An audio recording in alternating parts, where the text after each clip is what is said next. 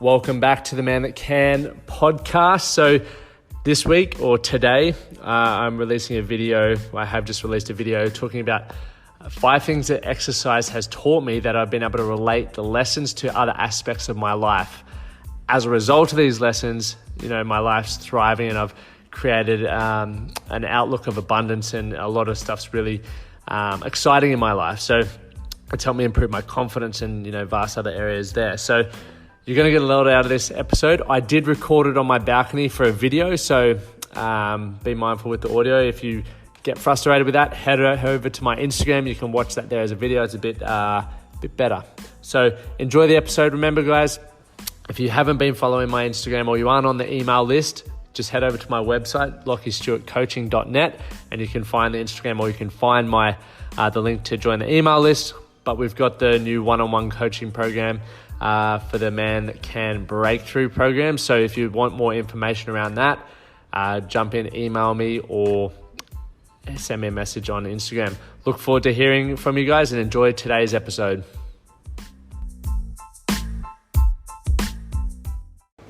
Okay, Jen, so what I'd like to talk about today to give some value to you guys is how exercise or training can teach you give you some great awareness for other aspects of your life, right? And it's definitely a lot better, I feel, to learn it from exercise rather than going through, significant experiences in other aspects of your life, right? So for myself, I have always been fit and healthy, right? I have loved exercise, but I had about a 3-year period where I really stopped training, okay? And I took my health wasn't really a priority or a focus in that point in time. Now, when I got back into the gym, I was looking like I was going to train like an athlete when my goal wanted to train like an athlete. Now, the first lesson that you can learn from this is that when you set a goal, make sure that you've got the appropriate plan to achieve that, right? So if I'm wanted to just feel fit and healthy for daily life, training like an athlete's probably not going to serve you best, right? Just like, if you want to earn more money, if you want to have a stronger relationship, make sure you've got the right roadmap to get there, right? If you want to,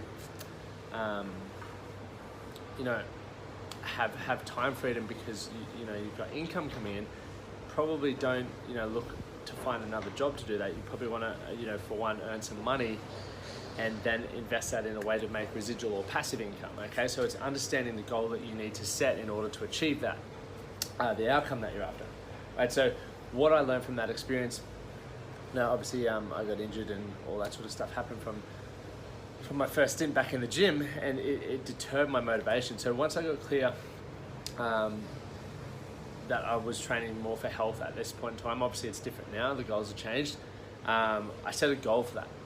Okay, and I had intention. So when I was like, right, I'm going to invest an hour a day of my time to get healthy and get fit.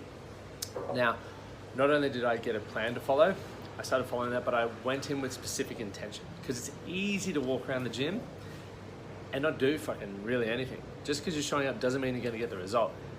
Where else can you put this in other aspects of your life, right? If you're wanting to have a fucking loving and thriving relationship, just because you get in a relationship doesn't mean it's going to stay that way. The reason why a lot of relationships fall apart is because they're like, I've done the hard work, I've completed the chase, now we're, Facebook official, and it's good. What happens 3, 6, 9 months later, people are fucking bored and miserable, and there's a lot of arguing and stuff to try and spice it back up. But what do you need to do? Just like the gym, you need to have intention for what you want out of the relationship. Right? Most of us want to feel love and connection and support our partners and have them support us to be the best that we can do. We want to have fun, I don't know, whatever else you want out of it. So are you showing up with the intent to be able to provide that and also create that in your relationship? If you're not, why not? And if you're not, what are you doing wrong? What do you need to improve on? Right? I know for men, a lot of our challenges come around communicating authentically and sharing how we really feel. Right? Or getting frustrated when we're getting nagged because we're not communicating enough.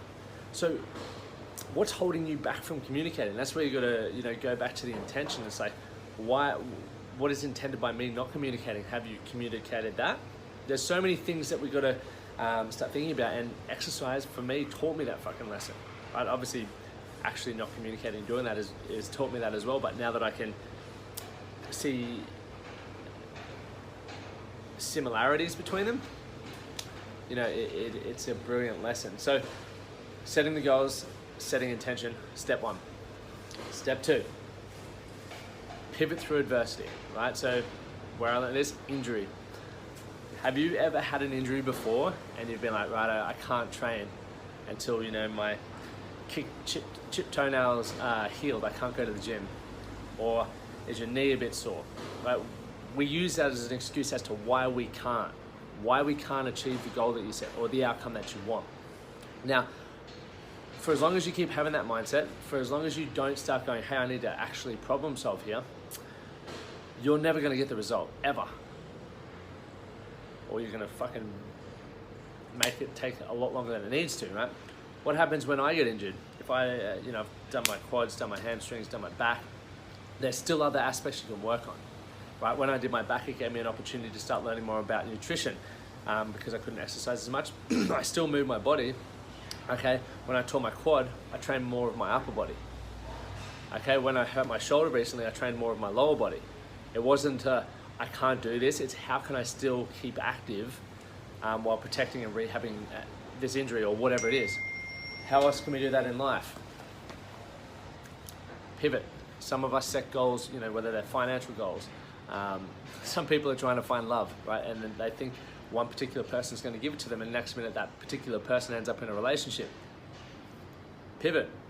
You still want the same outcome. You still want to feel loved and connected and all that sort of stuff. Or whether it's self-worth, you're working on your mindset, right? You may get a mentor. You may start reading a book or listening to a podcast, and it turns out that book, mentor, or podcast was not for you. It's not giving you what you need. What do? You don't just stop and go, I'm never going to be fixed. Or if you do, this is going to be the point for you.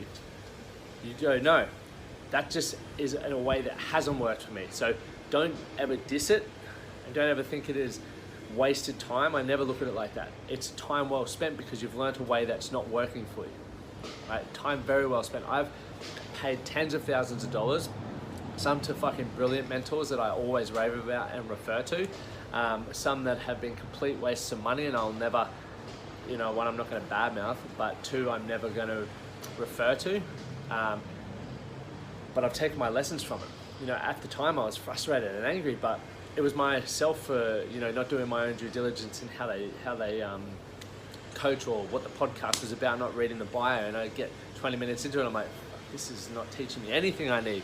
Okay, so two, learning to pivot when you need to, right? Sometimes you need to go left when you're going right to get the outcome that you want. And, we were on a call last night. One thing is, especially as men, we've got such a big ego, we're afraid to ask for help, right? We want to try and figure it out by ourselves, which is cool, but how much time is that costing you by not just going, hey, I'm going to reach out for help. I'm going to drop my ego, and maybe someone has a better way or a more effective way, an efficient way for me to achieve the outcome that I'm after. Put your hand up, do it, get amongst it. So second, having to pivot through adversity. So I learned that through injury, okay? Third, acknowledging your process, okay, or the consistency. So when we set a goal, the outcome is what we're striving for most of the time, yeah. It's the same with fitness. Most of us come in, we want to get a six-pack, we want to hit a 100-kilo bench or whatever it is that you're wanting to achieve, right? And we don't ever appreciate the process. We go, I'm not rewarding myself, or I'm not good enough, or I'm not worthy enough until I hit this goal. Now, often the goals that we set are still really out of our control. The results out of our control a lot of the time. What is in our control is the process and the steps that we take for that, right? So for myself, I take a weekly progress photo because you see yourself naked every day. How fucking lucky, right? You see yourself naked every day, so you don't ever really notice the changes. It's the same with the stuff that I do in business or the stuff that you might be doing in your daily life. You don't ever stop and see the growth that you're going through year in, year out, or day in, day out. So to actually sit there and acknowledge how far you've come over the last month. Now you can put standards in, and I was saying on a men's call last night, like for fathers, it's like, do you track how much time you spend being an intentionally good parent with your children. It's like it might be 30 minutes. A way to improve that is over the next 3 months, you want to bring that up to 90 minutes a day. Okay, where you're hanging out with your kids and doing stuff like that. For a young entrepreneur, it might be doing a certain number of sales calls a day and trying to increase that, and building the courage or the confidence to actually do that. There's tangible things that you can follow through your progress, right? To look back and go, hey, when I first started out in business, I was freaking out to get on the phone and tell people about what I did. But since then, I've grown my confidence, and now I'm making 10 calls a day, or something like that. Something to really appreciate, because you still haven't got to your goal, but you can acknowledge where you're at, which is, I think, it's phenomenal. So taking the time to actually acknowledge where you're at builds that confidence, makes you feel better because you're seeing that growth. Next one, external help to speed up the process. So, like we've briefly touched on, from training standpoint, get programming or get a coach. I also use specific shoes, weightlifting belts, grips, to protect my hands so that I can train more and I can speed up the process. I can get closer to my goal faster. Right? Sometimes you have to invest money to do that. That's what hiring a mentor is about. That's what investing in yourself is. That's why people say the best investment you can ever make is in yourself, not buying shit. Because that stuff's external, but all the stuff you feel in your mind or in your body or in your tummy is helping you become a better version of yourself. And if you build something up and lose it, but you've still got the knowledge, you can redo it. That's why it's the best investment you can ever make. So, speeding that up. And once again, some people are saying, well, what if I can't afford a mentor or a coach? It's all right. I was there once as well. What you can do, we have access to more information than ever before in human history.